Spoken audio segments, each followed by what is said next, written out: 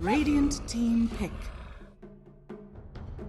Saying that he is officially retired from competitive, and a few hours ago, Eric Dong, Ryoya, 747 also said that he is retiring. Well, you know why Envy retired? Why did It's Envy? because he's busy getting jacked as hell, because he made a $20,000 bet that he could get a six-pack in 3 months. So he's very busy right now. Wait, I didn't hear about this. Who did he bet against? Did he? It's one of his personal friends. Check his Twitter. I think about it like once a week. Like, I cannot wait to see if he wins or loses. Well, gotta look this up. I'm so excited. Oh. It's on his Twitter. Did he succeed? It's not It's over not done yet. He's still working at it. That's why he can't play Pro Dota right now. It's very important. He said, Isn't I he- watched isn't he anime like- for like 12 hours on a treadmill the other day to burn 1,000 calories or something like that. Dude, I can't wait to see. Oh yeah, you're right. Well, Let's see here. wait, but didn't he retire after TI-10 anyway? Like he said, Yutoro is better than him. and he just So it retired. was like it was more of an informal, like he doesn't think that he can compete at the level of Yutoro, and so he wanted to take time True. off, but not a retirement, 10 seconds. at least at the time. And maybe it goes back to what we were talking about too. Like the older you are, you have to be more realistic about these Yeah. things. Whereas when you're a kid, you have a lot of years ahead of you to like chase your dreams and all of that. Because like eventually the real world does like knock on your door, you know, like responsibilities and Not if I keep and you running have to, like, after. build a life If I keep and get a running, it'll house never and catch all me. that. That's true. But how long can you run before your old body gets tired? I You don't we talked know. about that. It's getting harder every Your year. legs will just turn to jelly at some point, and you'll just be a puddle on the Radiant floor team of broken back. dreams and hopes. Sounds like what happens to Tiny when he dies as we get into the draft of game number 1. Puck and Marcy banned out by 5RatForceStaff. E.g., they ban out the Beastmaster and the Nature's Prophet. First phase, a Dawnbreaker responded by a Tiny Razor, and 5Rat close out the first phase with an Enchantress pick. Purge, what are your thoughts? Yeah, basically both teams, if they scream each other a lot, they've got this is their behaviors and habits, right? We see Abed Puck do insane things all the time, very annoying to deal with. Marcy, definitely one of Crit's best heroes. He's either going to play Tiny or Tusk or Marcy in most of his games, so not surprised to see the Marcy get banned as it is a little bit stronger right now.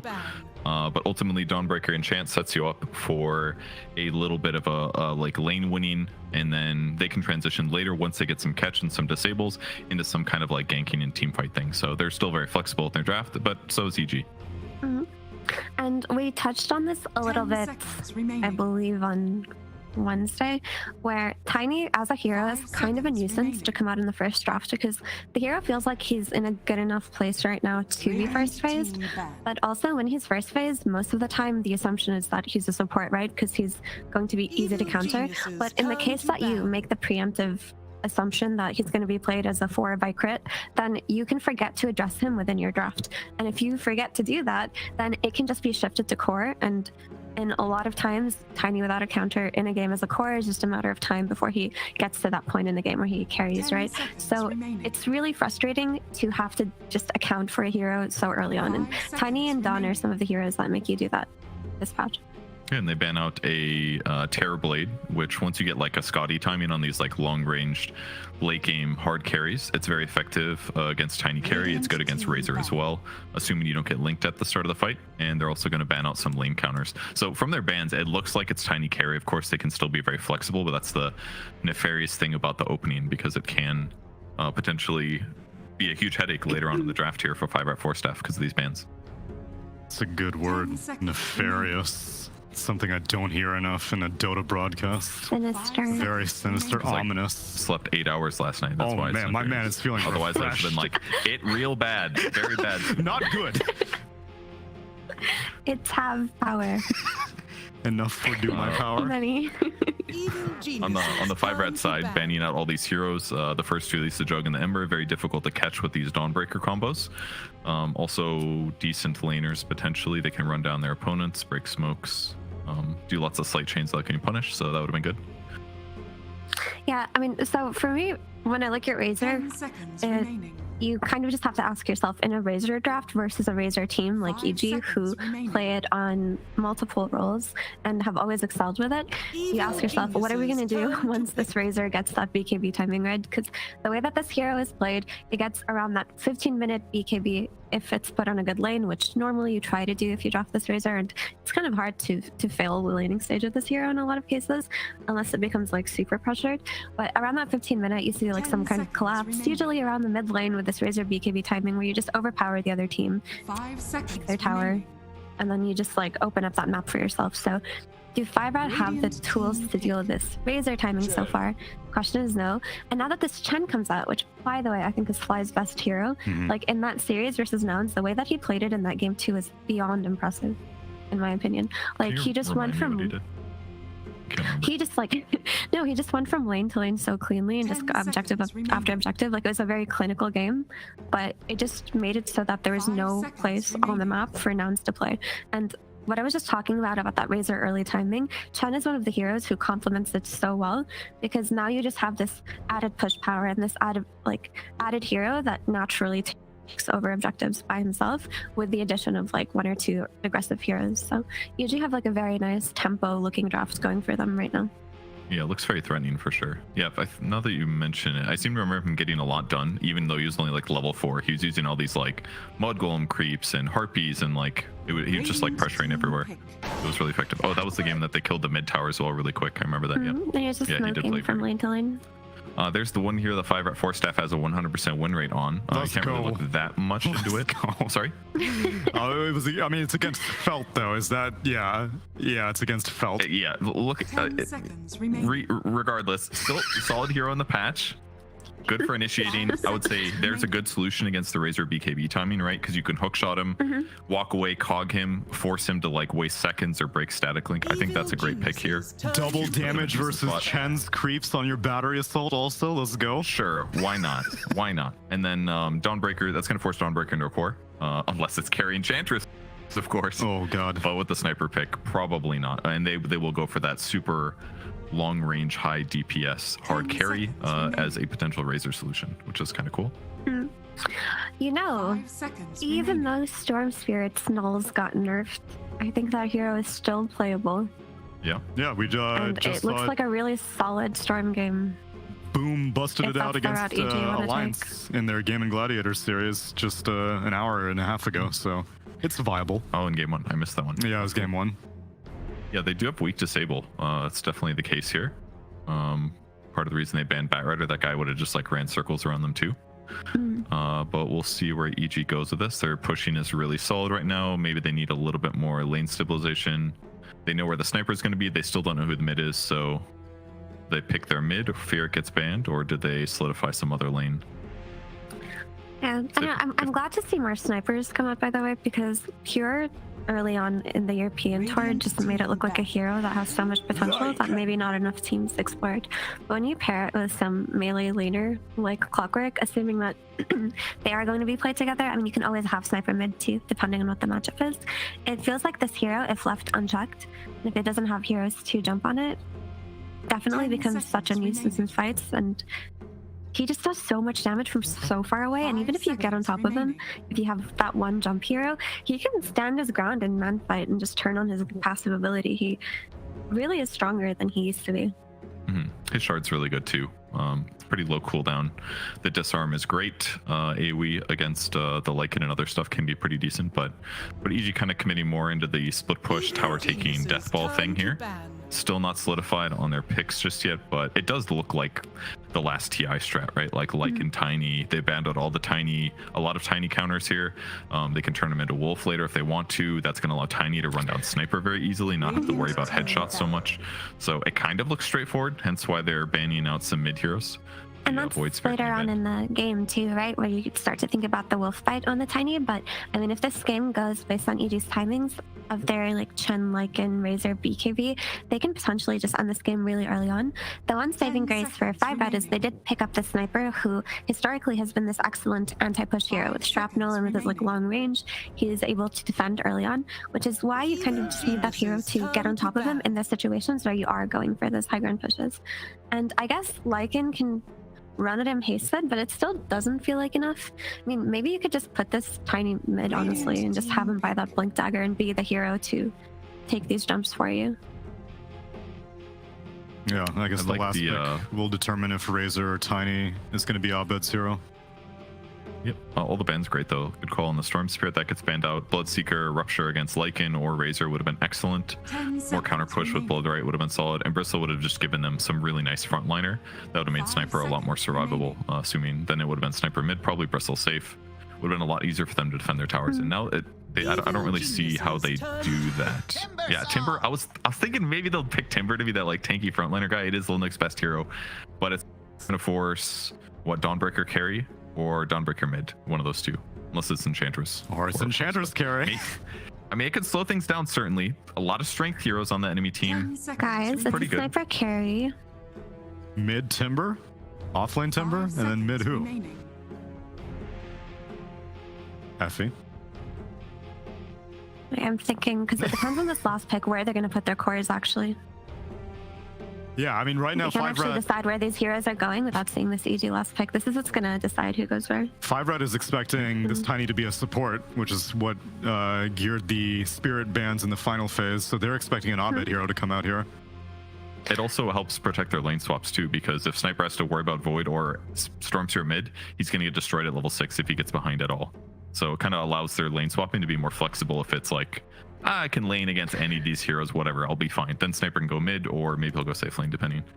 You need a jump hero for sure. Like there are the two spirits that would have excelled at jumping the Sniper did get banned out. That right. It could be Tiny 4 banned out as well. Jump. Banned out Would as that be well. good So enough? Tiny 4 for jump, I guess if he plays a good game, but I mean, now that you see this Timber Saw come out, you don't want to like risk the chance of Tiny's lane being ruined, I suppose. Okay. So mid Razor. Okay, so it's mid Razor, core Ursa, then offlane Lycan. Ooh, this Timber Saw just got very sad.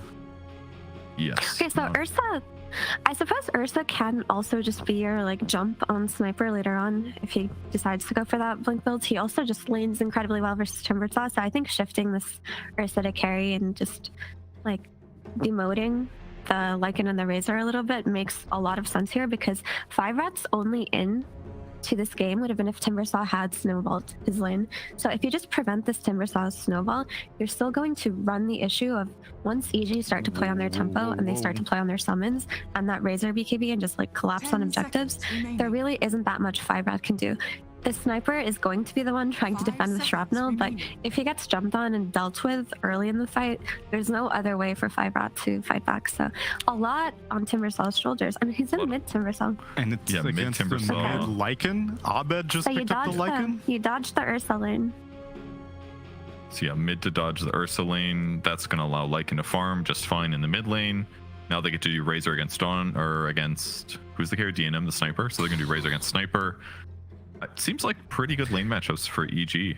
Yeah, I want to say that like with this last minute adjustments of lane, regardless of how you could have gotten it, just having this Ursa in your draft makes it so that you are coming out of the lanes comfortable as EG. Like any kind of shifts that you do here, you're gonna have a pretty decent time. And I mean, Lycan on paper should lose to Timber Saw mid, but like if you're just like farming, hitting your neutrals, getting your timings, and then you should be okay. So I like EG a lot here. I will say that the draft proves to be more competitive than I was expecting, though. I thought EG would just have everyone's number, but I think both teams were keeping each other on their toes. Purge, if you had to hide the team names, which way are you going? I think it's safer to say that the team with the Ursa is in a better place. They have so much push. They have pretty solid lane setups. I just feel like they're going to be able to win lanes or do well in lane and like tons of pressure, and they're going to run at this Sniper all game. All right, let's see how it goes down in game number 1 with Sunsfan and Cinderin. Hello? Hi there. Sunsfan here with Cinderin. And we have a game for you. Technically, this is a game. It's a best of 3. Okay? Okay. Stay with me here. Yeah, I'm listening. EG 3-1 in the DPC. Okay. They need every win they could get, Cinderin. Very competitive region. Okay. 5RatForceStaff, they're 1-3. So they're not going to catch EG, but they do need to stay out of those bottom 2 positions. So if they lose this, they're bottom 2 again, or tied for bottom 2, I should say, with the cut. So actually a very important game for them, or for both teams, but in different ways. This is where you start talking. Yeah, so basically EG If EG win out, I believe they're going to the major at this point, if I remember correctly with how the matchups are set up, or at the very least they ensure a tiebreaker, and it definitely is a real possibility for them to do that. It feels if 5RatForceStaff win this series, they're more or less guaranteed not relegated, because I think 2 wins will be enough in the end. In NA this time around, but we'll see. I honestly really like the draft that 5RatForceStaff have brought to the table here. I think it's very smart of them to reassess their laning the way that they have. That does not mean I favor them against EG, because I think they will likely get outclassed, but they have some really good ideas. I think the clock sniper lane should be very nice here. I think the option of putting Timber mid was interesting. They could have even played the Timber plus Ench against Ursa. I think that would have been playable. But like this, they're going to put Lil Nick there, which is probably better. And then it's just a matter of how well is the mid lane going to go for Timber against Razor, as EG will adapt as well and put the Lycan in the off lane. So when is the last time you saw Abed play off lane? Yeah, that is very unusual for this team. Playing Lycan in general as well, right? Yeah. But yeah, off lane. I mean, obviously the hero makes more sense there in Nightfall. Yeah. Like the heroes make sense in their specific lanes, but not the players playing them. So what happened, right, was that the pick order of the players after the draft was over was that EG picked their heroes, and then afterwards 5RatForceStaff picked theirs, and you can't swap heroes, right, in CM. So I think if EG would have waited and let 5RatForceStaff pick first, I think it would have been Abed, Razor mid, and Nightfall offlane like him. I think they're doing this because the laning setup itself is more important than who plays what lane. But obviously, if EG could stick to their comfort, I think they would still put Abed mid. So I wouldn't read too much into this. It's just a consequence of the pick order. Yep, and they but it's gonna be funny to see. Well, they talked about it in the panel as well, that these two teams have played against each other quite a bit via scrims. So yep. Obviously, they'll have a little bit more knowledge on, little intricate details like this. Could be a byproduct of that, or we're just reading too much into it. There's really no way to know. As we will be seeing the transition DNM on the sniper will be in the mid lane now.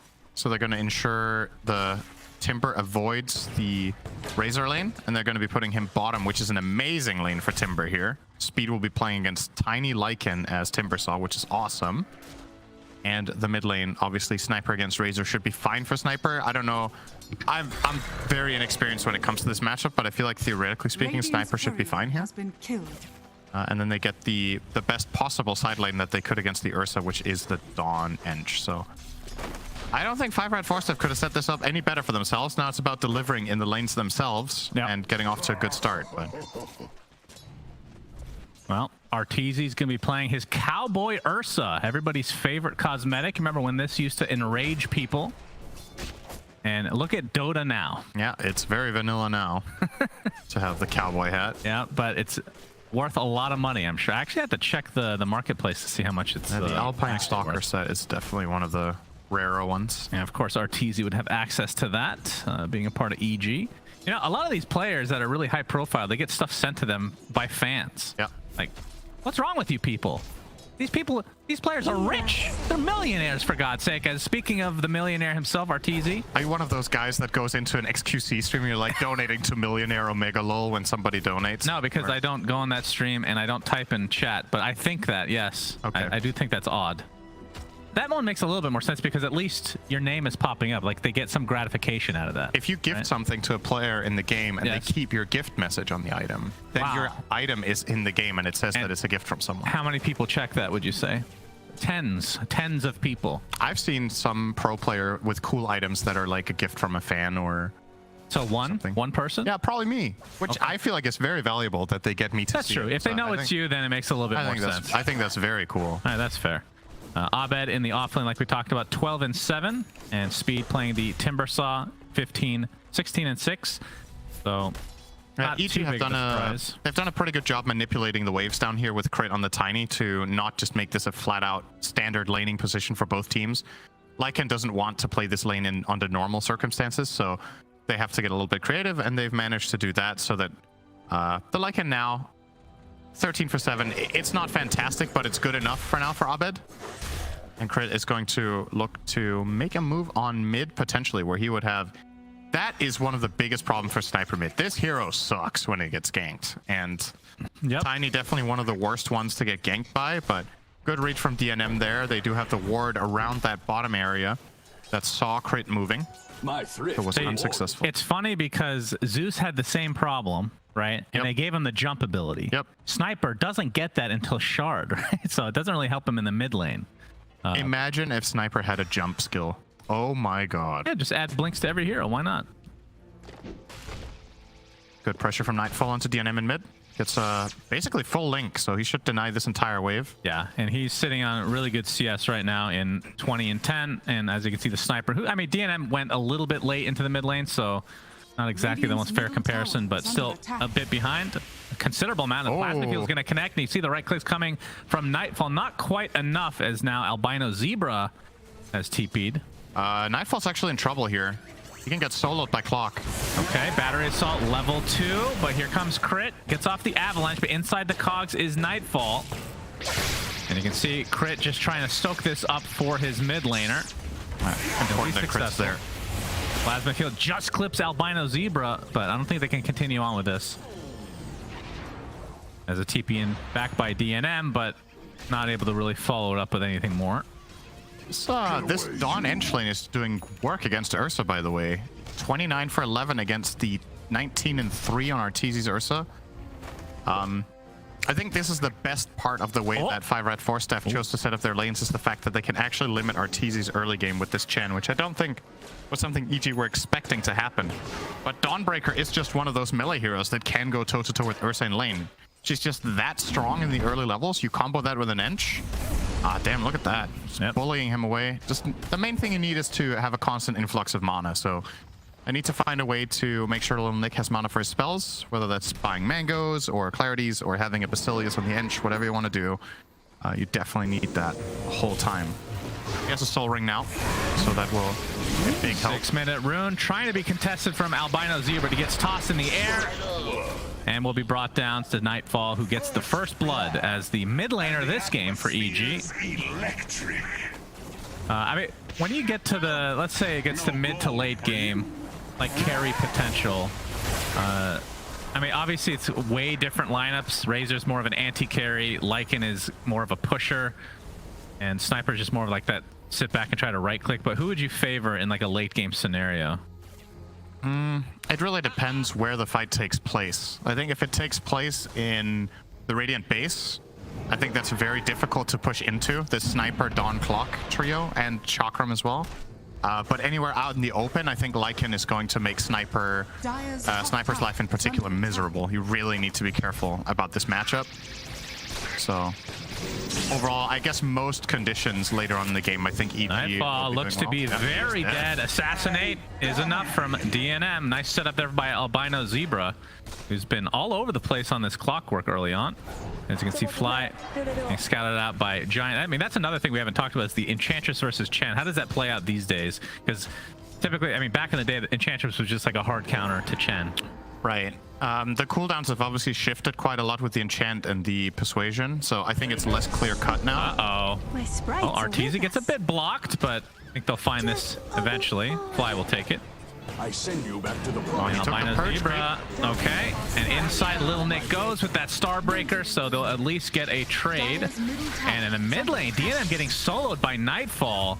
Will he die to the tower? Pops the Fairy Fire and will survive, as Little Nick actually ended up dying to Arteezy on the other side. Oh, you dropped an item there, young man. Nightfall gets killed by speed, and that's a shovel if they see it, and they will. Yep, Albino's going to steal that, so +1 neutral item for the Radiant. All right, we'll see how, I mean, you think neutral items are very strong, too strong. So if it's a 6 versus 4 neutral items. Yeah, then you can give a neutral item to your 6th hero. If you have a lone druid, it would have been great. But yeah, we'll see what the items, I mean, that gives you a better chance of getting an item that is a little bit more powerful for your specific hero. I think it's more about the fact that the enemy team is missing one, that you having an extra, right? They will have a hero without a neutral item until minute 17.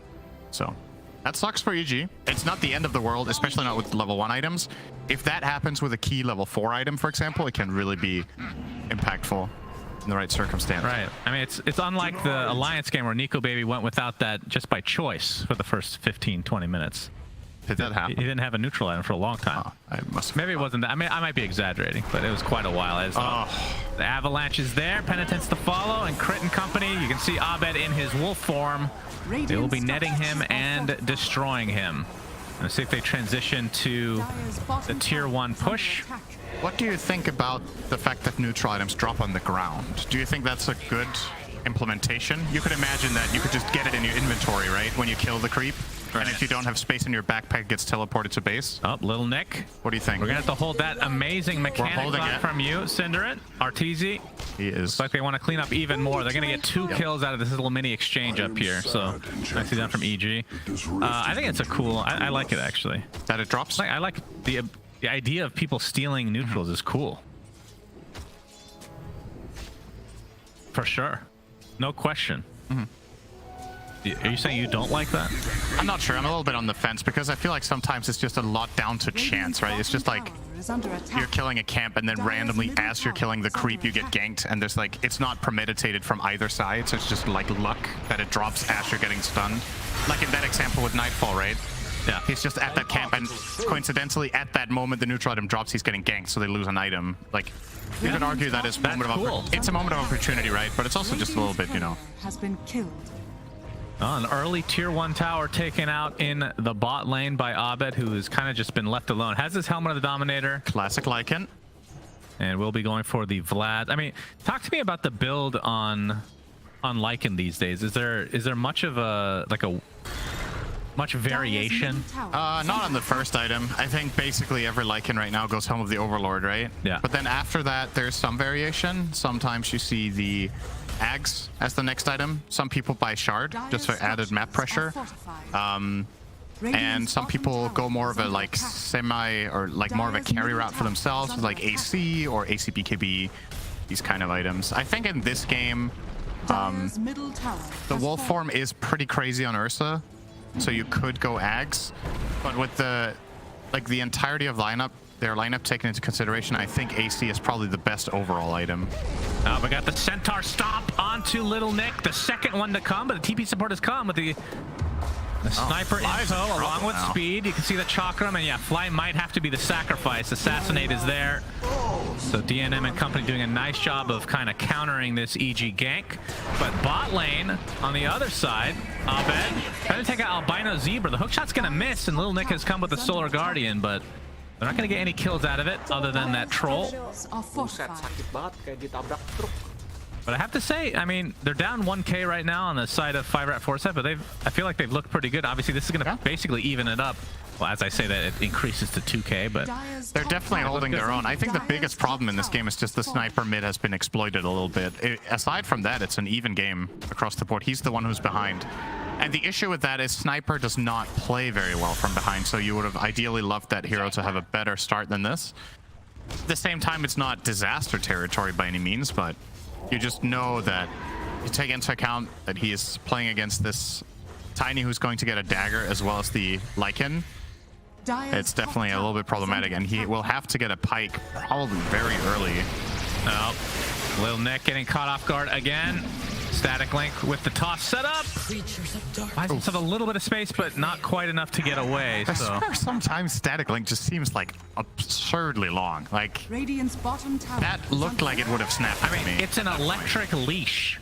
I feel like it should be long. Yeah, didn't that look like it would break if you were playing the Razor? Of course. Yeah. But that's because something is coded in the game for all my heroes to suck. Oh, that's true. As a tier 2 tower taken out at not even 13 minutes, yeah, which leads to an early outpost for EG. That one hurts because there is basically no way 5RatForceStaff get a tier 2 of their own in even the remotely near future. So they're playing at a pretty severe map control disadvantage right now. Having lost the outpost will, you know, give more of a funnel into EG as well in terms of experience. And you're also going to struggle about the Roche. We haven't really talked about that very much, but the Radiant's Roshan taking capabilities are god-awful, and the Dyers are very good. So that will be an objective that EG has their eyes on, in addition to having better map control. So any move mid now that is successful for EG will just give them a free rush. You've got to really be careful if you're 5RatForceStaff about how you place your heroes on the map. Yep, and it's one of those, I mean, We talk about this all the time, but Ursa is balanced around the fact that you're going to be killing Roche. So if you're able to deny that somehow, which, I mean, looking at 5RatForceStaff, they're going to have trouble doing that until late I wonder game. what Ursa's win rate is when his team doesn't kill Roche. Yeah, that would be a really interesting stat. It's got to be pretty bad compared to other carriers. It's literally like balanced around the fact that you're expecting Roche to go his way a majority of the time. So, yeah. But we'll see. See if they're able to contest. I mean, in terms of like the actual Roche fight, you got the hook shot for the potential steal. You got TZT being top here. Diffusal, no mana. Yeah, speed. He's going to get some heals coming in. Pops the wand as well. And Little Nick gets a nice stun onto Arteezy, who's going to turn his sights onto Little Nick instead. And speed trying to run away, but Nightfall has come now. And inside the cogs, it looks like Albino Zebra does a nice job of separating Arteezy from the rest of the pack. So he's the sacrifice this time. Toss.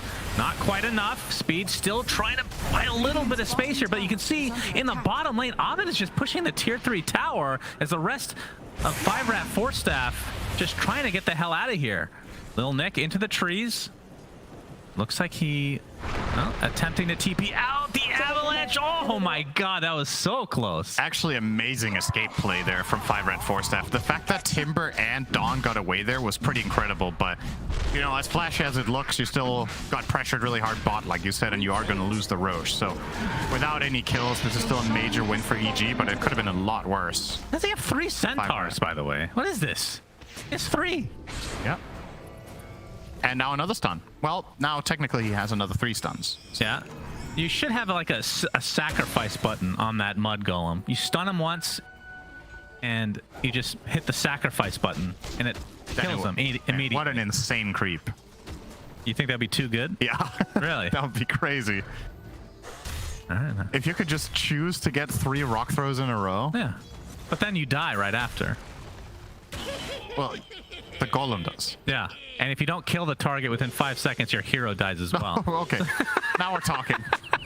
You know, I love high risk, high reward things like Oracle spells and stuff. Yeah. You know, upsides and downsides. Yeah. You know what? How about that for a hero spell design? You give yourself a timer, and if you don't find a kill, you die. That was kind of gambler, honestly. From back in the day. But like, imagine how Shallow Grave works, right? You have 5 seconds and then you die after.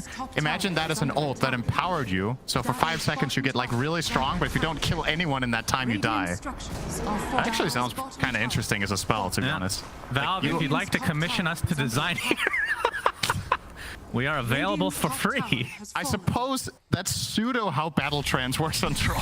Yeah. Because if you don't kill people in that, you're always just getting kited and die. That's true. And we know how much we love that ultimate.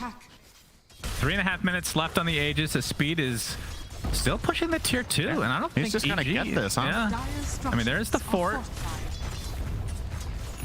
And let's see if he continues. I mean, there's still a siege creep here as well.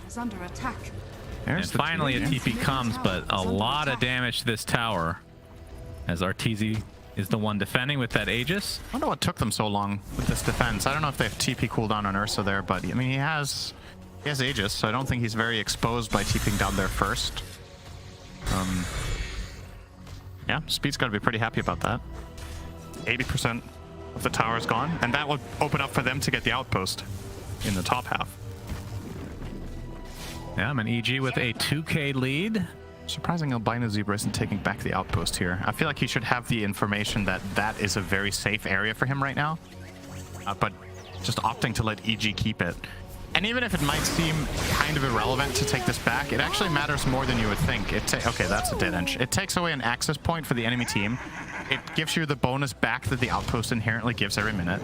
And, okay, Speed's fine here. And on top of that, like, sometimes a fight breaks out somewhere that is not necessarily, you know, very planned for either team, and just having that buyback play with the outpost in the area is really, really powerful. The fact that the potential kind of fights that could happen in this game right now all favor EG because they have both outposts, right? Yeah. So no matter where it happens, if it's out in the open and they have the resources. So that was your, like, 3-minute way of saying that outposts are good. Yeah, you got the gist of it. Okay, thank you. You know what? When you write your memoirs one day, I'll write the Cliff's Notes, okay? We'll see which one sells better. Penance. Sound good? Can you buy notes? And we have the shard now on... Do you want to sell it separately, like a DLC? Well, maybe NFTs will be more acceptable. Oh. No, that And his All right, I'll write my memoirs. You can write the NFT. So Fly now able to take over Ancient Creep. So we'll see how fast he wants to get rid of these Centaurs, or if he keeps one for the stun, because none of the Ancient Creeps have that. No more Prowlers, mind you, which is makes me a little sad, honestly. Well, mainly from a spectator standpoint, because it was fun watching people get destroyed by the Ancients. It's going to be a while before he gets more Ancients, right? He can only have one for now, and level 12 is pretty far away. So yeah, we're watching the replay, taking the Black Dragon. Very exciting. Very. Oh, I guess they're noting that he didn't have Hand of God yet, or Hand of Gaben, sorry, which he does now. EG grouping up, still with the Aegis, hook shot into the Solar Guardian. All right, they're gonna get a 1-for-1 trade to start things out. Chen for Clockwork, as Lil Nick forced to use his BKB, but he's getting chased by Arteezy. And Speed, speaking of getting chased, has the leash from Nightfall applied to him. Speed. Oh, is he actually going to get out? No, Abed is way too fast, but the Timber Chain to the other side. Nicely done. Some way, somehow he lives, as Arteezy continuing his rampage, deletes DNM, has a mega kill. Looks like he might drop, but again, will be able to revive. The buyback now onto the Clockwork, as Nightfall just covering Arteezy. Oh, a big toss back. This is going to be a dieback onto Albino Zebra. So EG clicking on all cylinders suddenly is Lil Nick. Looks like he'll be next on the list. And just like that, it's a 4-for-1. If you count that dieback, well, technically it's a 6-for-1 then, isn't it? No, 5-for-1. NA math. What's 4 + 1? I forgot that Timber didn't die, Cinder, okay? He had 1 HP. But I guess depending on how you look at it, you could technically call it 6-for-1 because you didn't only die twice, you also lost the gold of the buyback. Sure. So I'll give you the benefit of the doubt. Let's say that was what you meant. Sure, I meant that. Yep. Yeah. You're really selling it. But yeah, like the footnotes of the book. Cliff's notes. Oh. That's different. Very different, actually. What's the difference? Nobody reads footnotes. Oh. Cliff's notes are very important to American society, otherwise nobody would actually pass their classes, because nobody likes to read. Gold for me. We are covering NA. You need to understand NA culture at its best. As Crit gets out the avalanche toss back into Arteezy's arms. And okay, that is the concussive grenade, but you can see the diffusal blade is used to take out the sniper in tow. Arteezy, though, getting kited, blocked off. Looks like he might drop. Indeed, he does. So big kill for 5RatForceStaff, but Crit comes back in, deletes Albino Zebra, tosses back Speed. And it looks like Nightfall and company Under attack.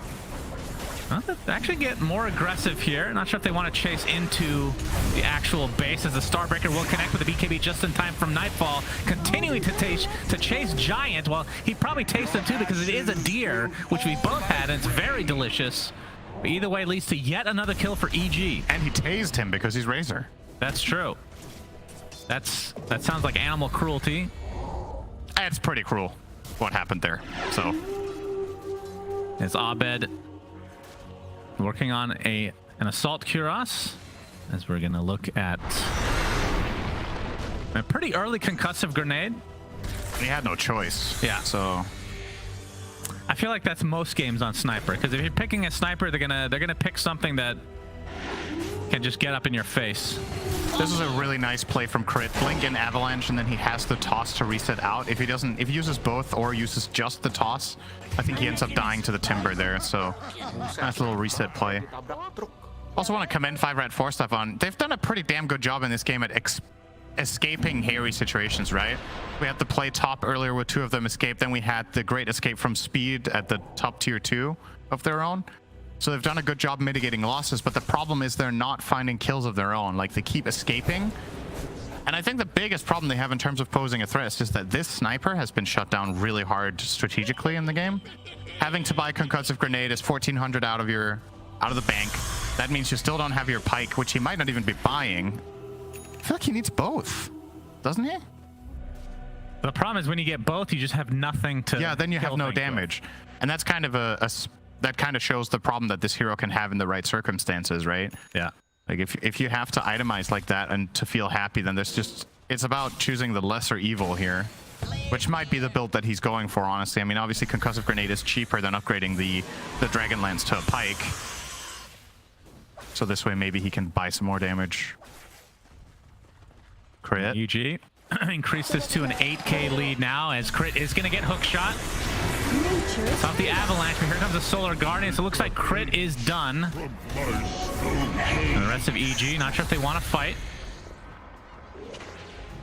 Kill off yet another Ancient, but Lil Nick taking heavy damage in this engagement. BKB for RTZ. I'm not sure how long ago that was picked up, but it is at the 9-second mark. Also has that blink dagger. As we're going to see a smoke now from 5RatForceStaff. Gold is No hook shot for another 24 seconds, though. So, initiation without that. What else do they have? It's just really Timber Chain. It's kind of not the most reliable. Well, Sniper can concussive grenade himself in. Yep, that sounds like a winning play. That is catch, because the enemy team is going to turn on you. So you have caught them. They catch you. Yeah. In that case. And Nightfall getting very close to a refresher orb already. That's going to be really interesting to see how good of a timing that is. That was not what he wanted. Albino Zebra is just dead inside his own cogs. He was trying to hit Tiny, who sidestepped it, and then he hooked Roche. That sucks.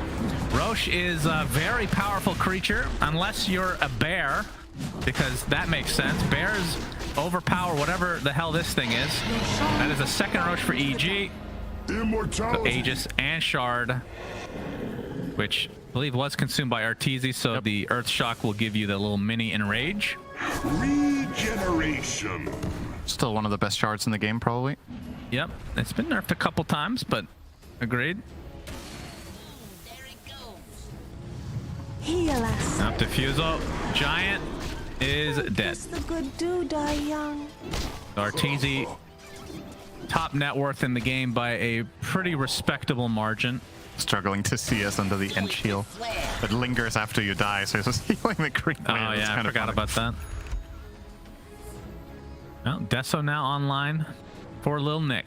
So he has the BKB Deso, and his main way to enter fights is with his ultimate. Other than that, the main initiation still seems quite reliant on just that. The hookshot from Albino Zebra. Catching Nightfall. Solar Guardian to follow, but the BKB from Nightfall, and now the chase onto Lil Nick. Pops that plasma field, and he is doing so much damage to Lil Nick. Gets off that Starbreaker, but only connects with a couple of right clicks, so he falls very shortly after. Is Arteezy not scared of anybody, has the BKB. Still with the Aegis and everything in tow, as DNM is going to be next, and this is looking like the beginning of the end of game number 1, EG. They have the push potential, and they have the net worth lead right now. I just feel like DNM can't play his hero in this game.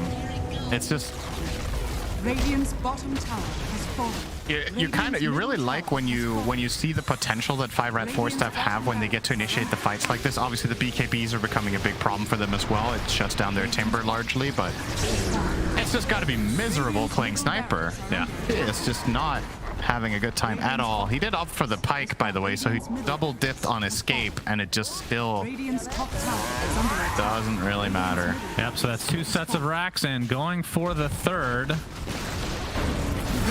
And I don't know if they're going to be able to stop this. The toss back again, nicely done from Crit. As they're able to clean up speed very easily. The Enchantress is next. Little Nick has to walk away with that BKB activated. And the buyback did come from the Timber Saw, so speed. Looks like he might be able to get the Aegis, but only a range rack remains for 5RatForceStaff. As you can see, the Wolves continue to apply some pressure there. Not sure if EG are going to continue on, as the hook shot's going to keep Nightfall in the base. He buys his Shivas before he drops. Either way, EG very happy with this total exchange. Well, Sniper, at the very least, for his sake, got that killing blow, so he got about 1,000 gold for that kill. Will probably pretty much cover his buyback that he had to expend there. I do believe, at least. Did he buy back? Maybe he didn't, actually. Well, Enchantress is dead. Oh, well, what do you know? Fury swipes. Good ability. Yeah, this is another problem for Sniper. Even if you have these two escape, now that Ursa has Basher, he can actually still kill you. You can die before you get to react if he bashes on one of the two first swings when he blinks in. Yep, as battle is on. Speed has to be careful. He needs to Timber Chain away, but inside the cogs, nicely done from Albino Zero. Saves Speed for a little bit, but not going to be long enough. Oh wait, he actually Timber Chains away. Lil Nick, okay, they're layering the stunts quite nicely, so Arteezy takes a tumble. And DNM, oh, he's going to get Avatos into Oblivion, so another kill on the Sniper. As Albino Zebra trying to TP out, but will not make it. It's a Dragon Creep crits for 530 with Shapeshift. Goodness. So insane. This just felt like a really good Ursa game. I mean, you have 3 strength heroes. You have, and obviously Ursa's just amazing against Timbersaw. And it's good against Enchantress because you pretty much make up for the untouchable. Yep. And it's really Sniper is, you know, you just get a Blink Dagger at some point. Yep. Or you just have other heroes that kind of jump them, which is exactly what they have. So just a really good Ursa game overall. Great use of that last pick for the game. They did take a lot of time before they picked their last hero, but well worth it here. The choice they made was super high impact. That's Mega Creeps for EG. And they might just try to end it as soon as Arteezy is up. Might just chill for a moment here. Yep, they do not want to risk it. Just trying to play as disciplined as possible as Arteezy's back in 5 seconds, so expect them to regroup. And I highly, highly doubt they wait for the Aegis. His hookshot onto the creep, but Albino Zebra finds the space to get Nightfall inside of those cogs, who actually pops his refresher along with the BKB. And down goes Albino Zebra, no buyback. And this is where I believe 5RatForceStaff will end up falling. Although DNM has nice high ground capabilities. He's hitting them? Yep, he's hitting them with that Dragon Lance. As Lil Nick somehow able to limp back to base. As Speed, it's actually been doing a pretty good job of not dying, if I'm being honest. Yep. In a lot of these engagements. I mean, EG have 32 kills, and he's died once on Timber. Usually when you get stomped that hard on kills, it's kind of more or more spread across the board, but... Yep, and Arteezy's still chasing him. Oh my god, he actually found him. All right, you cursed him. He doubled his death since he started talking. 100 seconds, no Timber. This should be the end of the game, EG. Can just chill here, take it easy. Slowly but steadily take down the towers with... Crit. Has to dodge the assassinate, and Arteezy just trying to finish this one off in style. Another Dawnbreaker gets off the successful ult onto Arteezy. Lil Nick will have to hammer back to Fountain just to try to survive a little bit longer. Was pretty brave from Lil Nick. If he got bashed there while his hammer was in the air so he couldn't converge, he could have just died. Wow, very risky business when you're down Mega Creeps and about to lose the game anyway. Yeah. I don't understand that comment at all. That was a real analysis from you. Yeah. That was really risky. They're literally about to lose the game. Cinderin. Okay. Oh. That's what we're watching right now. Oh. As they are farming the fountain. Okay? They're farming the fountain. The Ancient is dying. The game has ended. No GGs. Interesting, actually. Oh, they're coming out now. No, at least from EG. That's from EG. They're coming out. That's one from Lil Nick as well. Okay. Says GG. Maybe they aren't saying GG on 5RatForceStaff because they thought it wasn't a good game. That's possible. Maybe they were like, we didn't play well, therefore not good game. It's like the good old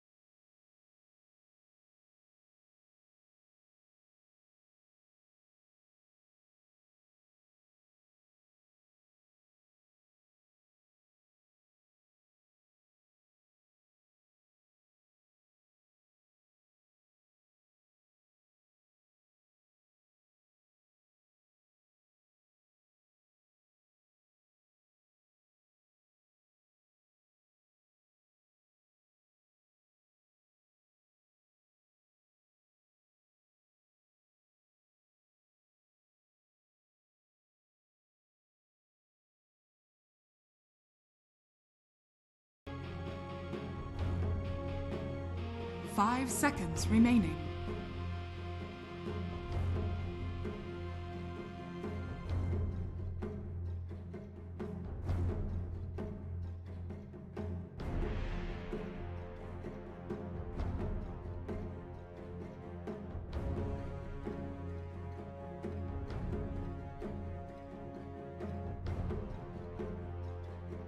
Evil geniuses turn to pick.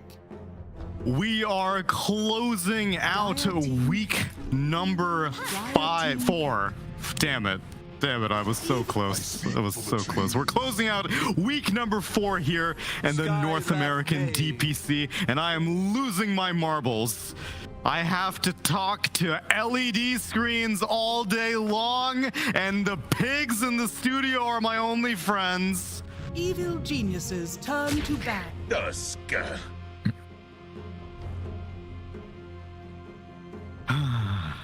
Game number 2. You're gonna be okay, Neil. Am I though? It's easy for you to say. I don't know. You look a little demented over there, I gotta say. Whoa, you've been dropping some SAT words during this entire broadcast. Nefarious, first time ever. demented. 5 seconds remaining. Give me a draft. All right then. Give me it. Oh my god. I'm a little disappointed, I will say, right off the bat, is because we kind of talked about this idea a little bit beforehand for EG, but I think in the slightly, or not slightly, I don't have to sugarcoat it, the less competitive series that they're going to play, I do think that's a pretty good time for them to try new openers, then resort to their like tried and true Puck and Tusk. But I guess that you can say that they're I mean, even their tiny razor isn't unusual. I was hoping for a little bit more creativity out of the opening 2, because these are the best times, especially the game 2s of a series where you win the first game, are the best times for you to maybe pull something out of the woodwork. But I guess EG just want to like secure their win, call it a day early. I would argue that you were mentioning that part of the experimentation in this series would maybe give Quincy Crew some information on evil geniuses. So maybe them relying on the tried and true is them keeping their cards close to their chest, so they don't need to show anything off quite yet. Potentially, they could be going for the next level 5D chess or whatever. But I do think these game 2s are really good opportunities for these more established teams to kind of test the waters a little bit. Like we've seen it with TSM and their pudges and their techies and all of that. And yeah, you can argue that TSM are not having the best outcome right now, but I think they're overall like just very happy to do this. In Moon's interview, he did say that he's bored of all of these standard picks. I mean, I love that Moon does that, but I think that, and I would love for EG to play like that too, but I don't blame them for playing mega serious, right? Because their opportunity to go to the major is very solid right now, with TSM being 2-2. They don't want to mess up anything. Not that I necessarily see 5RatForceStaff beating them twice or anything, but I'm not surprised that they're going to stick to standard stuff, especially while they still try to figure out their identity as a team, since they are off of a recent roster swap. I say just play boring and standard as possible, and on the bright side, we still get to see them play some of their best heroes with the Puck and the Tusk. Yeah, but whereas 5RAT themselves decide to diverge a little bit from what they have played in this tour so far with a Nature's Prophet and a Skyrath Mage, and I think both of these heroes have to be first-time picks for them. I cannot remember them running either throughout this entire tour, so maybe they're taking it upon themselves. Yeah, but I mean, they got banned first phase last game, so you're probably right. They did mention first phase. Yeah.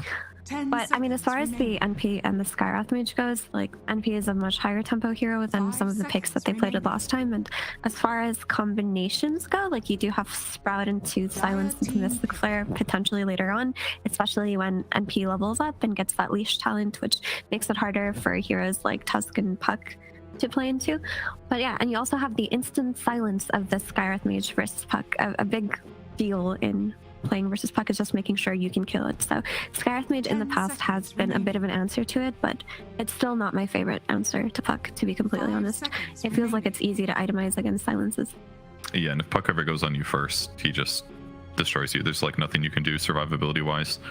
He'll kill you before you get on silence, so that part's spooky for sure. Yeah, interested to see how they play the NP this game. I assume it'll just be super standard stuff. Mouse from BKB. Maybe that's why they like the timing, because once you get BKB, then you can take it to Puck a little bit, helps pressure towers, opens up the map a little bit, makes it harder for Puck to play with his team. you want to talk about Earth Spirit for 10 minutes? We got the ooh, and that was it. No, it's just interesting because I do think Earth Spirit is probably one of the best fours that you can have in playing versus Puck in the early game. He just has a lot of ways to control him. Like his silence used to be instant, but now it does have a little bit of a cast point, but still very difficult to dodge. And you do have the stun follow up, the potential to like gank mid early on. But I think the biggest thing about this Earth Spirit is being able to match the pace of the Tusk early on. But the thing is, when you see it with a Sky Mage, it doesn't look like a 4. Because Sky Mage is usually played as 4. You do assign farm priority to that hero because he isn't one of those supports that can play with Groundwood Swan, who's just so weak if he doesn't get his Atos or his Blink or whatever that Sky player wants to do. So we're actually looking at the potential of a core Earth Spirit in this game. Yeah, definitely a possibility. Dazzle pick is pretty fun. It's been trending in pro pubs, and some pros have been picking it. Hasn't really been changed much since before the major, but obviously other aspects of Dota have. There's less regen in your laning stage. Grave is pretty solid right now too, but a lot of the value of the hero comes down to the amount of heal you can output. It also combos nicely with Lycan, because you can Shadow Wave the Wolves. The Wolves will then do more damage with Shadow Wave, and then when you actually use your ultimate Bad Juju, it'll do more damage if you've recently applied multiple stacks of Shadow Wave. So that's one cool way to make it more effective. You can also counter push waves. You can basically be the solution against SkyRath if Tusk isn't there as well with Grave. Grave is certainly enough to solidify that. But yeah, sometimes as a hero, as a 5, it can kind of struggle a little bit if it doesn't scale. That's the most important aspect of picking this Dazzle, is like that's your solution to the SkyRath Mage burst that you're going to consider later on in the game. The scariest thing for Dazzle is there are heroes that can control him and get on top of him in the back, in the Earth Spirit, in the Nature's Prophet TP, and potentially the SkyRath Mage aiming to cast the spells on Dazzle instead. But you do have the backup save of the Tusk Snowball later on, so there are ways for EG to maybe try to save each other on these two supports. But yeah, this Earth Spirit is very interesting. This looks like a mid Earth Spirit, honestly. You can also have a mid Nature's Prophet or 5 Nature's Prophet or an offlane Earth Spirit. The Sky ES lane seems like there's potential there to maybe exploit the Dazzle, but yeah. I don't know. I feel like going down this Earth Spirit route, who is a really super aggressive core type in the early game, can be easily shut down if the lane just gets exploited a little bit. And it seems like so far EG's lanes are pretty solid, honestly. Yeah, I feel like I've seen it do well, certainly, but there's been some off games as well on the hero. Picking it this early does make it seem a little bit more up in the air for sure. Sven also a little bit of a weird pick. It's going to give them a lot of armor, which is great against Dazzle and Lycan and Tusk. There's a lot of physical damage between those 3 heroes. But I don't really like Sven against Puck too much, I gotta say. Very difficult to stun him. You'll be able to deal with the Lycan summons pretty easily, and offsetting those across the map is going to be really solid, but I don't know, Sven's kind of interesting.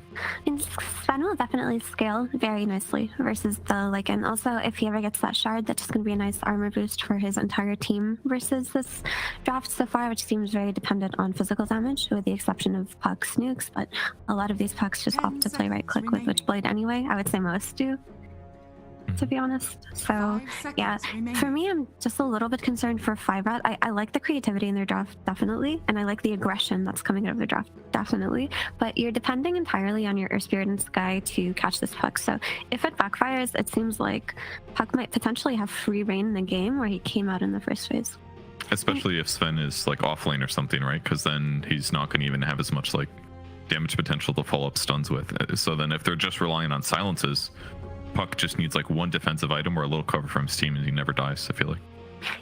Earth Spirit is a little unique in that if he's played as a core and gets like a nice BKB timing, you can just like follow up with a lot of rolls. Like it's easy to kind of catch the Puck out if he doesn't itemize early. Like Earth Spirit is one of the better heroes at catching Puck early. There's just 2 saves coming out of EG, which are just going to make his job a lot harder. I feel like this is 100% a carry Sven. I don't think you want to put it on the offlane here. It's just going to get bullied by the Dazzle Poison Touch and now the Luna. Yeah, Sun would get owned. So EG going into even more of a death push lineup. Dazzle works really well for that, keeps your creeps alive. Bad Juju will heal your squad up as well, give them armor to allow you to all in, and then once Luna gets like BKB, they can definitely like ball up and exploit the enemy squad. They don't have the best initiation and mobility. That's one weakness on the EG squad. It's kind of down to like Tusk Puck and maybe when Lycan has his ulti. So maybe 5RatForceStaff can kind of like jump in and out and poke them. But if they're deathballed together, it's going to be hard to slow them down. They're going to have to like split push the map a lot to avoid EG if and when they get ahead.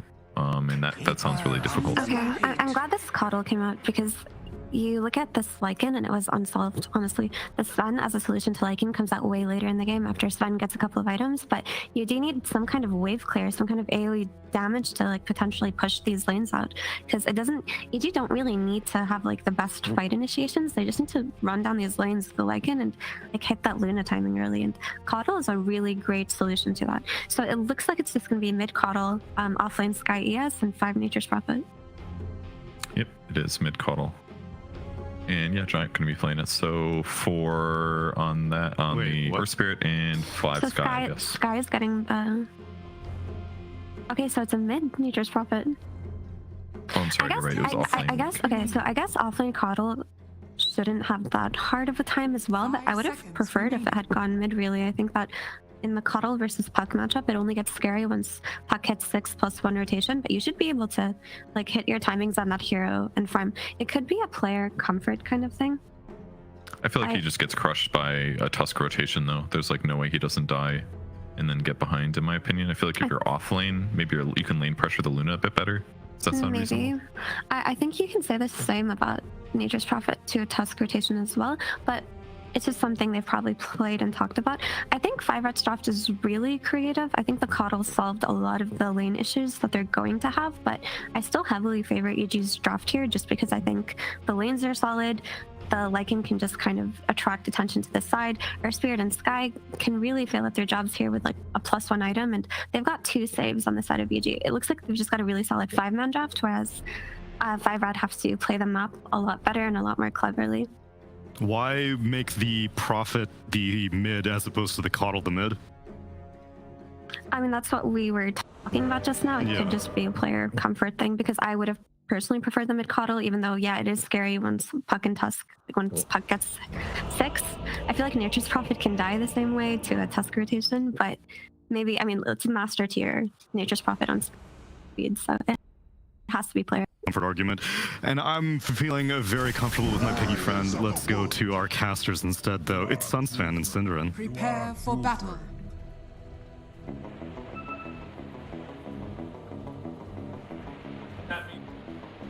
Appreciate that. Hello, Cinderin. Yo. Tsunami does not eat meat, but I would eat you. I do love bacon. It is a delicious, delicious treat that I do have on a... Oh, it's a female. Let's just get in the game, please. EG versus 5RatForceStaff. Game number 1 went the way of EG. These two teams are very familiar with each other. As Fly, he's gonna get stunned up by DNM, and he's gonna be brought down. So first blood goes the way of DNM himself on this position 1 Svenny boy here that I haven't gotten to see a ton of lately, Cinderman. Yeah. Your thoughts on him in this current meta? Pretty, oh well, let's just say highly situational. I think there was enough merit to it here to make it a good pick. He's good against Lycan, and like the panel pointed out, there's a lot of physical damage in the enemy team, so Warcry offers a lot for the entire team. So I think this was a very cool idea from them to grab this hero here. I was actually expecting, even after the players had picked their heroes, that 5RatForceStaff was going to pull an EG here and swap their lanes, so that Speed was playing offlane Furion and they would play a mid lane Coddle. But it does look like they will stick to their respective lanes as usual, with the players, that is. And the weirdest thing about this whole thing for me is probably the 5 Skywrath. I have pretty bad experience with this.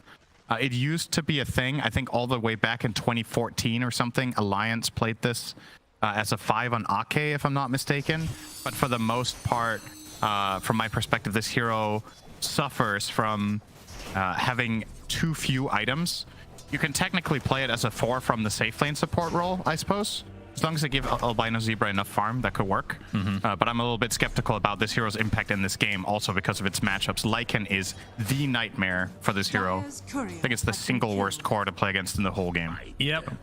And like you said, it's not going to be a core, so likely not to get an Atos anytime soon to fight off the Lycan. Of course, not going to do much against the creeps unless you get Gleipnir on a Skywrath mage to counter Lycan and his creeps. The classic. Would not recommend it. Sure, the win percentage is probably high if you look on Dota buff, is my guess, Cinderin. Yeah, most heroes with very weird items will have a high win rate because it's picked when you're winning. That's right. So. A win more item, if you will. Little Nick is going to be playing the Coddle in the off lane.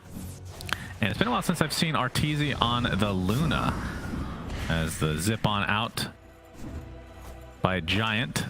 I have to praise EG's draft in this game as well. This is a hero combination that I actually think, if I remember correctly, this was actually something that one of my teams as well played multiple years ago at this point. The Luna Dazzle Lycan strat, where you use the fact that you get, oh, Little Nick is in big trouble here, by the way. He might actually just tick out. He's gonna die to one more hit. He's dead. He is taunting though, so you know that he's not that upset about it. So there's a couple of things that make the strategy really cool. First of all, you have the Dazzle heal together with the Wolves. And then Dazzle puts on minus armor with bad juju, which makes Lycan stronger. Your Luna makes all of your allies' physical damage stronger with Lunar Blessing, and these three heroes combined are really good at taking Roche. So you hit this like mid-game insane teamfight timing if you buy some sort of utility on other heroes like auras or whatever it is, which Lycan is really good at. Where the Luna plus whatever mid hero you have really come online together with that. So I love this strat, and I really do favor EG because I like the strategy so much. But I think the 5RatForceStaff's ideas are very cool on a hero-to-hero level to try to solve it. So yeah, we'll see if they can slow down the push that you're talking about. EG's lineup in general is super aggressive in literally every form other than maybe Luna in the very early stages of the game is Fly. Take the Illuminate. Good damage. And gets off the Poison Touch. Onto Giant as he attempts to run away. Fly looks like he'll live, but they'll get the trade, or the actual kill onto Giant. Fly's getting rich, man. That's 2 kills in a row in the safe lane. Might have wanted to give that to Arteezy if he could, but by no means is it bad to get gold on the 5. I think Dazzle also, like, if he gets to that stage that I talked about with a bit of luxury from Dazzle can definitely help. You know, another aura item or another little thing for that 20-minute timing can make a very big difference. So you can see Speed off to a pretty good start in the mid lane. 21-8 versus Abed's Puck, which is 18-2 as crit. He's going to show himself mid. The nice shards blocking Speed in, but he's just going to TP out. Okay, looks like the snowball is enough to cancel it. So waits to the last second so they can do as much damage as possible. Crit. I think they're trying to come around Albino Zebra. I mean, if you can hit him with one tag team, that's another great counter to this hero.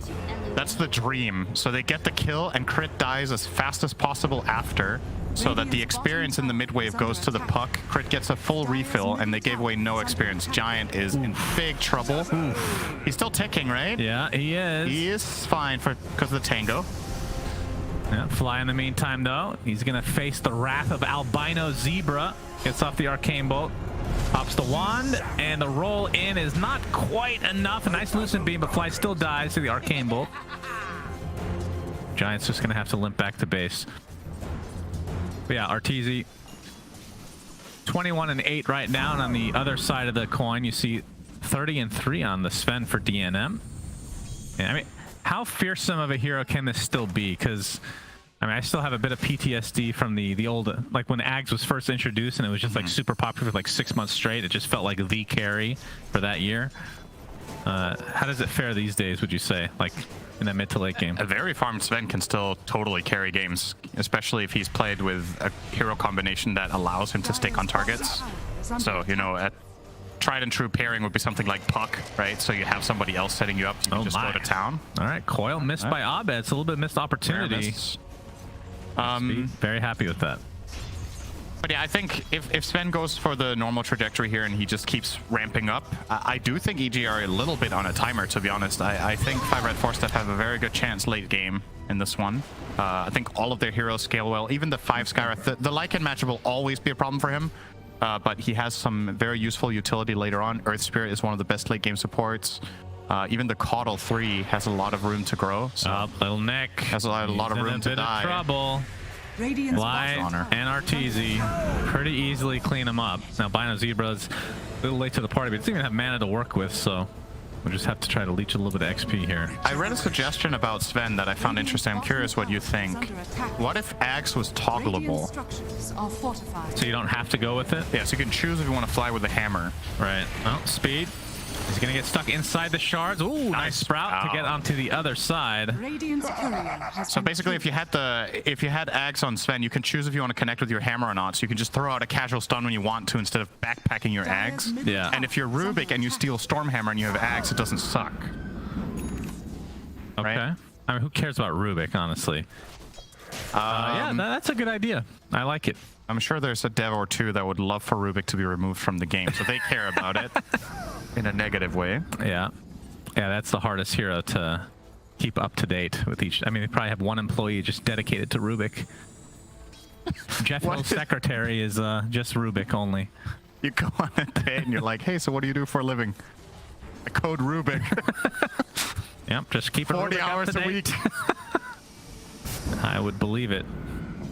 And Jeff is like, I'm Jeff, and then everybody's like, oh shit, it's Jeff. Jeff's here, everybody. It's Jeff. No, but I think that's a great quality of life change, and I see no downside. I don't see what the possible reason for the downside to be is. Arteezy not going to get connected on, but Sprout, and they turn into Tree Ants, but the Wrath of Nature not quite in time. Yeah, that needed to be precast for that gank to work. If that connected before he TP'd out, he would have died if it was a max damage one. Yeah, DNM getting chased off by a crit now. And Crit doesn't want a high five, it looks like. Yeah, it doesn't look like it. Very rude young man. He looks very angry. Yeah. DNM going for the Echo Saber. So annoying. Look at that.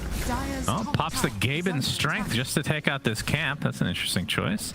Do you actually just replace God with Gaben in every spell? Yeah, there's Hand of Gaben, Gaben Strength, Gaben's Rebuke. Gaben-like? Beyond Gaben-like? Yeah, that's pretty good. I didn't think about that. Oh, DNM, okay. He had an ancient stack to take. So. What do you call a goddess? Gaben-nilla? Alright, no.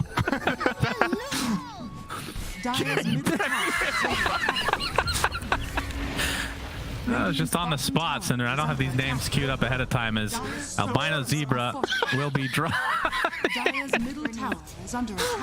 Oh my god, it sounds like some sort of sweet vanilla replacement. That's I thought you were going to say it sounds like a rapper. Lil Nick. Lil Nick sounds like a rapper, okay? That's not gay vanilla. Off head to the low ground. Okay, Nightfall comes in with that shapeshift, just applying all the pressure to Lil Nick, but turns his sights onto Speed instead. That's a much higher priority target, and they rip apart that Nature's Prophet. And they're going to turn this into a tier 1 tower. So again, we saw this last game. EG, obviously with this push line, I want to get off to the right, get off to a fast start, I should say, and they're doing that already. As Echo Saber now online for DNM. Yeah, I'm curious how he goes about his build this game. So Echo's fine. Do you go Echo into BKB straight away? Do you get a Mom on the way and then disassemble the Echo for a faster BKB? Like, what's the plan going to be? Because it's a really delicate game to play Sven in. You were probably going to get 1, maybe 2 chances, and if you mess up those moments, you lose. So those fights, he has to nail them. If he does it correctly, he could win the game for his team. But even 1 or 2 slight missteps, that's what's so dangerous about playing against lineups like the one EG has, is when everything comes together at this point in the game, it can get nasty really quickly for a hero like Sven. Yeah. Okay, he's eyeing up the blink. I'm not sure how much I like that. I think he really needs... Oh, we're going to see the punch. Lil Nick dead. Coil was expended for that as... Okay. God Strength popped by DNM, so they're going to get a trade of sorts. A Walrus for a horse. Sounds like a good old trade. If they came out with a hippo mount, they would make a lot of money. I'm pretty sure. For which hero? I don't know. I have to think about that one. I guess. Yeah, he has an alligator. Okay. Pig pole. Speed. Very speedy as a result, but... So at what stage of the game do you start worrying about the Sven? Obviously, it's still pretty early on, but it feels like he's getting all the farm that he wants right now. Obviously, some towers are being pushed, and he's not going to be able to do too much about it yet. Like I said, has the Echo Saber, and you brought up the Blink Dagger, and you don't like that. But yeah, so my concern with the Blink, I understand the logic of if he gets this, maybe he can jump and just kill off the Dazzle before he saves people, but I'm a little bit worried that he doesn't have enough to just stand his ground, because the problem here is you jump in as Sven and you start the fight, you're going to get bullied out so fast by the enemy team if they just turn on you with everything that they have. Like, even if you have Warcry running, you should not underestimate just how insane physical damage this Radiant lineup has around that time that he gets the Blink. So what I was thinking was to get either a BKB bridge item into BKB or just go straight for it now and then get attack speed, so that when the fight is on, you can stand at your ground and just deliver, and then rely a little bit more on the Earth Spirit to catch, or the roll back in. Albino Zebra gets punched into the skybox. And they're gonna find Giant as well, and it feels like every time this shapeshift is activated, there's just way too many creeps to deal with on 5RatForceStaff's side, who are now down 3k, and you can see Arteezy kind of just, I mean, this feels like a 4v5 right now, where he's just been chilling in the bot lane and just pushing it out while the rest of his team takes towers, gets pickoffs, and gets lots of map control. Now we have TP from 5RatForceStaff. Looks like they want to smoke up potentially. Definitely smoke. Kind of an awkward timing. DNM has 2k unspent gold, so yeah, he should really finish off his Blink before they make this move if it's possible. Oh, they're not smoking either. They're just, okay, they're basically just escorting the king to his jungle. Okay. And the Helm of the Overlord already done. Holy jeez. That was, the stat showed 1 minute faster. Oh, see you later, Roche. As Roche is melting. Man, that is such a fast Helm of the Overlord. That's kind of insane. Has the dragon now, Abed with the Aegis. Obviously, Finders, keepers. Luna's not really ready to go high ground with an Aegis, so better to give it to the mid laner. Oh, speed. Okay, they got the coil onto two, but the instant silence as finally the phase shift comes out thanks to the snowball. And the grave. He gets graved at the last moment as well. They're going to get a kill as a result of this. Still phase shift. Remember, he still has the Aegis anyways. Arteezy pops the Eclipse, and down goes Speed. Abed staying alive, but finally the Spirit Vessel ticks him out. So the Aegis is expended as DNM. All right, coming in for a little cleanup crew. Takes out Crit. But it's only 2 supports dead for EG as Abed and Arteezy potentially looking to chase DNM. But now that Nightfall shapeshifts down, looks like they're just going to reset. So Aegis, at the very least, okay. Hang on. Yep, Stormhammer is there as Nightfall pops a shapeshift. And yeah, DNM has to be very careful. Oh my god! He got the crit at the last moment. Holy jeez. That was filth. Did he not? I guess he didn't have Warcry running, right? He must have not had Warcry running. Dude, that the damage of Lycan Dazzle is just so insane when you just get to just lay into a single target like that. That was dirty. My god.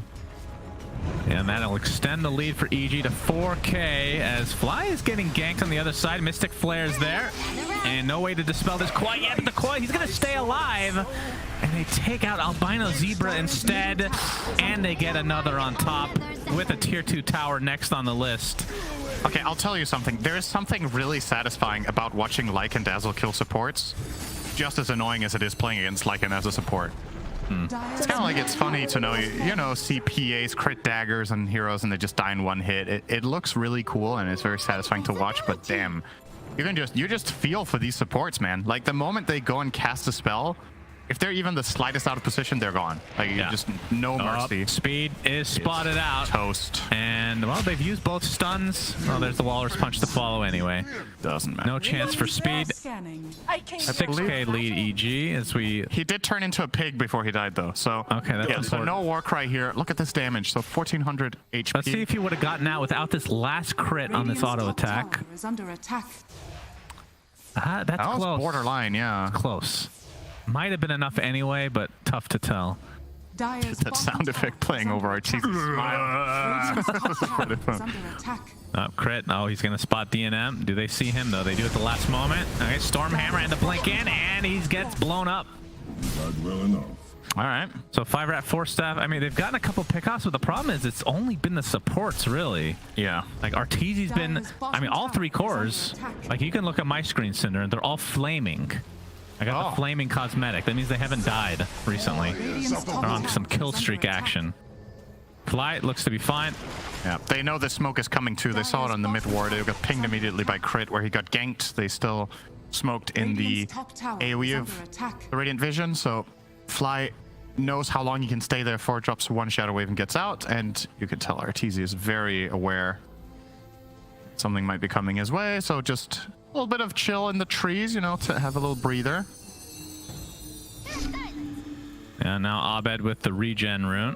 And I mean, next Roche won't be for a while, so that I would say it's from a EG is going to be silver really lining. good. Yeah, Eclipse is ready to go.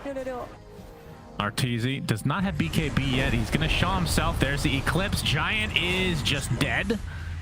And the silence onto Crypt, but it looks like Albino Zebra trying to find a way out. He is pretty speedy, but he's going to get trapped by one of the best Tusk, if not the best Tusk in the entire world in Crit. So 2 kills for EG in a short amount of time. And this lead is starting to balloon a little bit. It's been 6K for a while, I feel like. They're not really ballooning. They're not really gaining that much ground in terms of the gold, but I reckon they are in terms of the experience, right? No, it's also pretty much flatlining, but still a huge advantage, and this EG lineup still hasn't hit its apex, in my opinion. I think it's coming up. Oh, DNM. Okay, he's going to turn his sights onto Abed, but the illusory orb was already out, so now the rest of 5RatForceStaff on the run. Okay. Oh, Abed is juking all over the place. Did he just silence him while jumping? He just jumped across the rolling. I'm sure we'll see the replay of that, but the fight might not be over yet. Although DNM pretty sick. He silenced a cross-rolling boulder. That is such a narrow window. Very cool. I mean, Abed didn't really matter, but it looked awesome. So Abed has had a lot of practice on Puck, only to be outdone by Storm Spirit, of course. Is this his second most played now? It must be. Maybe Void Spirit? All right, let's see. All right, Dodge is there. so you're gonna see it here. So Earth is gonna try to roll in him here. Just silence across. That's a pretty narrow window. That's pretty sick. And both heroes survived, so it really wasn't that cool, but it was cool. Okay. So I think here's when it gets really scary for the Dire. When Arteezy gets his next item, so he's actually going Sanjin Yasha, which I don't know if that's really interesting. Yeah, it's pretty unusual on Luna, but sometimes it is the right game for it. I'm okay with it. I don't know if it's necessarily the best item theoretically speaking, but it's fine. When they get the next row, that's when things get okay, goodbye, Crit. Goodbye. He's not quite dead though. Goodbye. Grave. And now the Eclipse to try to counteract this. Speed is going to be the first one to fall, and Crit survives. How is that possible? Shallow grave, baby. Man, it felt like they were playing a little bit more passive than they could have. All right, okay. BKB by Arteezy. He's going to stop a TP for Giant, and we'll get the kill as a result. And you can see Crit taking Albino Zebra in the meantime, and yeah, they're just dropping like flies as EG, now that they have the number advantage and the creeps to boot, they can take these towers super fast. I mean, they could get Rex here in 15 seconds. This is scarily quick. Let's see if they can mount a defense with the heroes that they have. Okay, maybe they don't actually get it. Oh, Crit gets the Walrus Punch. DNF forced to pop the BKB. Will kick Crit in the end, though. Okay, that is Speed with the Sprout. Okay, has the Shard now, so Arteezy kind of stuck inside. Looks like he'll get out eventually. Has the S and Y. Do they still want to push? I thought they were maybe going to grab at least the tower during that timing, but when they started jumping on the Sven in the base, they prioritized that over the tower. Yeah, I think with, I mean, the timer on Roach, we won't know, but in 40 seconds, it's possible to spawn. So I'm sure EG has that number written down somewhere. As like this, it felt like they weren't, I don't know. Maybe they got blocked a bit by the trees. They definitely could have killed him. What a turnaround from EG there. Should really not underestimate how much it matters sometimes, the new ult, right? The bad juju, the activation heal that you use. Because after I think he's healed crit once or twice there, and he has Shallow Grave, so you should have 3 stacks. So just gets that extra heal at the end of the grave, also with the heal amp. All of the little things just add up quite quickly. Albino Zebra dead. The life of a 5 Skywrath mage. It is just rough stuff. tough. Rough, tough stuff. Yeah, DNM. Got it. I mean, what's next on the list for him? It must be like a Daedalus. Surely. Maybe AC is better. I'm still concerned about his ability to just stand, you know? Now there's another minus armor source on the Radiant with Nightfall grabbing the AC. Got AC plus Bad Juju plus Tag Team with Luna Aura. I think Sven needs AC or he's just gonna get pushed out of the fight even during BKB. Alright, I have a question. It's gonna seem like a very stupid question, Cinderin, but I might have to hold that thought. Like, if you're farming this fast on Like It, surely boots at some point makes sense. I understand you don't need it when you're ulted, but your ult doesn't really last that long. Like, why do you not have brown boots at this stage? Like, doesn't it become worth it at some point? It's a good question. I'm kind of with you that I feel like if you look over the course of an entire game, that 500 gold would have probably paid itself back in terms of just overall map movement, right? At some point, it should work kind of like... It's kind of like not having Midas in a sense. Okay, DNM punched into the air. He pops the BKB. Oh, the glaze bounce. That last one is enough. And down goes DNM. And well, Skyrath was in the area, so he's going to die too. Pretty much. No buybacks for either of them. And when then Luna is in your base, this is what happens. So to answer your boots thing on Lycan, I think the thing is, when does it feel right to buy it, right? Because no matter when you buy it, you're delaying another item. So maybe now you've got your key components, right? You've got Drum, Overlord, AC. Maybe now you can buy the boots, because like let's say you buy it after Overlord, then you're just delaying another teamfight item. Like that 500 gold doesn't make itself back that fast, right? Crit jumps into the back, just trying to control Lil Nick as BKB's popped by RTZ, and I believe GG's are about to come out as EG just completely overwhelmed 5RatForceStaff with the push. I love that lineup. There's nothing they can do about it. I love it so much. I got excited when I saw them pick Dazzle Lycan together in the second phase. I was like, hell yeah. And then they even rounded it out with Luna.